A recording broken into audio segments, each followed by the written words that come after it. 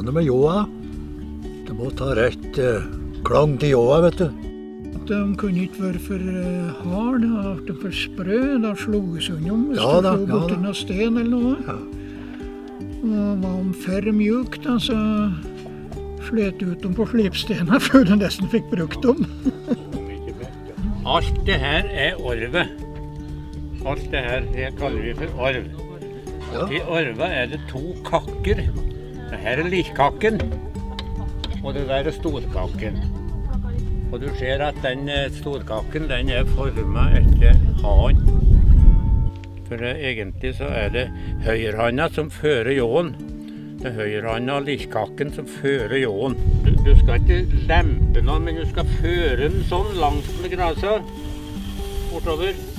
Og det mange som ikke kan. De løfter opp den og så dæljer de den i bakken. Og det eneste som oppnår med det å slå ut bekket ur ljåa. Når de slo det, så gikk slåttkarene, så gikk raksterkullene etter. For når du slo, så ble det jo skårer.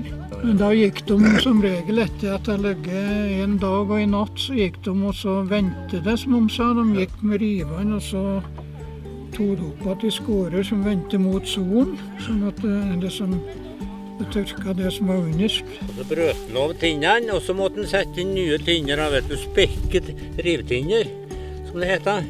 Og sette inn nye tinner når de gikk over. Det må være et skjære til så blir det hodet, og så tvinger det innover, så det blir hengende på denne skien. For den kon, den der hølet kon, det trongest oppå her, og så det videst under. Så du måtte slå det inni da. Det der med hersing, det var jo noen sånne roer og krøkker da, på det feteste på hjemjorda, kan du si. Men det var jo så beskjedent i forhold til det som var i mørken, vet du, i utgangspunktet, ja. Så var det jo det. Og da brukte de jo sånne roer og krøkker og hengte det frøfôret, som de sa. Frøfôret som de hadde hjemme. Men du vet, alt i mørken, det var tørka på bakka. Fra 1500-1600-tallet, når det begynte å bli noe galt bebodd her i Dalsbygden, så var det altså det å slå utmarksslått, men da var de jo naturligvis mye nede av bygden, for da var det så få garder. Det var jo den som skaffet dem fot til å ha noe husdyr.